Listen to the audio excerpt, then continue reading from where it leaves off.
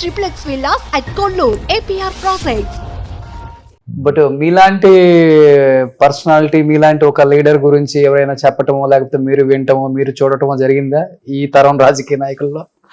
ఈ తరం రాజకీయ నాయకులు అంటే నాకు జయప్రకాష్ నారాయణ గారు అప్పుడు కొంచెం స్టార్టింగ్ లో మేము యాక్టివ్, ఆ టోటల్ రెవల్యూషన్ ఉంటాయి కదా, ఓకే, అది ఆదర్శంగా స్టార్ట్ అయినటువంటి జీవితం అనుకోవచ్చు. అంత తప్పితే అంతకు ముందు కానీ తర్వాత కానీ ఎంఎన్ రాయ్ అంటారు ఒకలా. ఎంఎన్ రాయ్ అంటే మానవేంద్ర రాయ్, రాడికల్ హ్యూమనిజం, ఆ భావం కొంచెం ఉంటుంది. అది వాళ్ళ ఆ మూమెంట్ లో ఉన్నటువంటి వాళ్ళతో కొంత సాన్నిధ్యం ఉంది నాకు.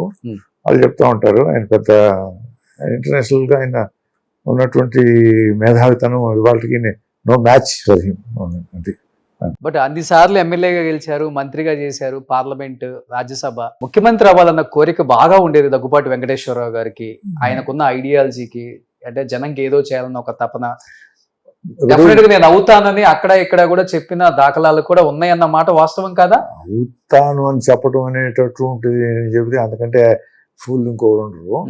అది అవ్వకూడదని ఏం లేదు, అవ్వచ్చు. కానీ రామారావు గారి తర్వాత ఎవరు అనేటటువంటి దానిలోకి వచ్చేటప్పటికి ఖచ్చితంగా నా స్థానం నాకు ఉంటుంది అనేటటువంటిది అల్టిమేట్గా ఏంటి, ఇప్పుడు వ్యవస్థలోకి వచ్చిన తర్వాత వ్యవస్థలో బాగు అంటామా, లేకపోతే వ్యవస్థను సక్రమంగా నడవటం అంటామా, లేకపోతే సమాజానికి కావలసినటువంటి వాటిని చేయటం అనేటటువంటిది పవర్ యొక్క లక్షణం. అల్టిమేట్గా మీరు కానివ్వండి, నేను కానివ్వండి, ఎవరికైనా అవకాశం వస్తే దానిలో నుంచి పారిపోతాము అనేటటువంటిది కరెక్ట్ కాదు. ప్రపంచవ్యాప్తంగా ఎనీ సంస్కరణ, ఎనీ అభివృద్ధి అనేటటువంటిది ఆ పవర్ లోనే సాధ్యం అవుతుంది. దీంట్లో సైన్స్ డెవలప్ చేయాలన్నా, లేకపోతే వ్యవసాయం డెవలప్ చేయాలన్నా పవర్ ఏం చేస్తుందంటే దాన్ని ఫెసిలిటేట్ చేస్తుంది. సైంటిస్ట్ యొక్క దీన్ని తీసుకెళ్ళి ప్రజల్లోకి అందించాలని అంటే ఎవరు చేయాలి? ప్రభుత్వం సహకారంతో చేయాలి. దానికి ఎవరు? పవర్ అంటే ఎవరు? ఇక్కడ చీఫ్ మినిస్టర్, అక్కడ ప్రైమ్ మినిస్టర్. ఇది కావాలి అనుకోవటంలో తప్పు అనేటటువంటిది నేను అనుకోవట్లేదు. కరెక్ట్గా అవకాశం వస్తే దాంట్లో వదిలిపెట్టకూడదు. ఆ నేపథ్యం ఉన్నప్పుడు రామారావు గారు కొంతకాలం అయిన తర్వాత తప్పదు. రామారావు గారు ఏదో రోజున ఆ నిష్క్రమణ జరిగిన రోజున ఎవరు అనేటటువంటిది వస్తుంది. ఆ వచ్చినప్పుడు ఉన్నటువంటి వాళ్ళను మనం ఉన్నాం కదా, మనం కూడా దీంట్లో ఉన్నాం కాబట్టి మనం ఎందుకు కాకూడదు అనేటటువంటి దానిలో ఎటువంటి సందేహం లేదు. ఆలోచన వచ్చింది మీకు?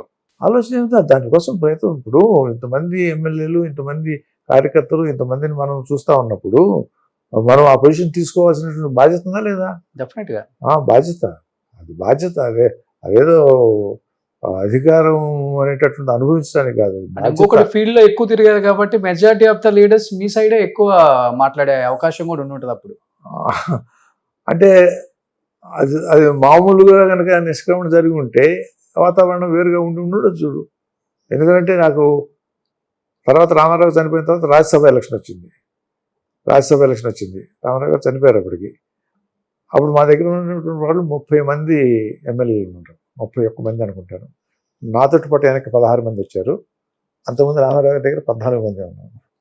31 మంది, 43 మంది కావాలి ఎమ్మెల్యేలు. ఫస్ట్ కౌంట్లో రాజ్యసభకి నిలబడినప్పుడు 31 మంది ఉన్నారు. 6వ సీట్ అది. 6వ సీట్కి కాంగ్రెస్ పోటీ ఉంది. కాంగ్రెస్ 25 తోటి మన రకన్ గానకల్ రెడ్డి గారు మేము పోటీ అన్నారు. చంద్రబాబు దగ్గర సరిపడా లేవు. కానీ చంద్రబాబు డాక్టర్ వెంకటేశ్వరరావు అవ్వకూడదు కాబట్టి పోటీ పెట్టారు. ఆయన కూడా పెట్టి ఎక్స్ట్రాగా 15 ఉంటే అవి నాకు పడకూడదు అని చెప్పేసి మామూలుగా ఏం చేస్తారంటే వాళ్ళు కోడ్ ఇస్తారు. ఆ కోడ్ ప్రకారం first preference, second preference, third preference, fourth preference, fifth preference అని 6 చోట్ల మార్క్స్ పెట్టుకోవాలి బ్యాలెట్ పేపర్లో. ప్రతిదానికి మార్క్స్ ఉంటాయి. సెకండ్ ప్రిఫరెన్స్ కూడా ఎక్కువ మార్క్స్ ఉంటాయి. ఫస్ట్ వేసిన దానికి ఇన్ని మార్క్స్ ఉంటాయి. సెకండ్ ప్రిఫరెన్స్ వేసిన దానికి కూడా అవి కూడా కౌంట్ చేస్తేనే కౌంట్ చేస్తారు మామూలుగా. ఒకవేళ తగ్గితే అది కూడా వేయకూడదు అని చెప్పేసి అవి వేస్తే నేను గెలిచిపోతాను.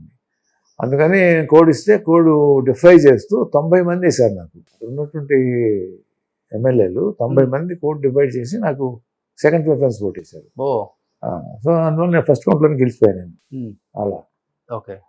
సో అంటే వాళ్ళకి తెలుసు డాక్టర్ గారు ఉండాలి అనేటట్టు ఉంటుందో, లేకపోతే నా మీద అభిమానమో, లేకపోతే అట్లా అలా పార్టీలో ఉండి పార్టీ నాయకత్వాన్ని డిఫర్ చేస్తూ ఏమి ఆశించకుండా, మళ్ళీ డబ్బులు గిబ్బులు ఏమీ ఇవ్వలేదు కదా మనం. అది అట్లా. సుమన్ టీవీలో మీ పర్సనల్ అండ్ బిజినెస్ ప్రమోషన్స్ కోసం కింది నెంబర్కి కాంటాక్ట్ చేయండి.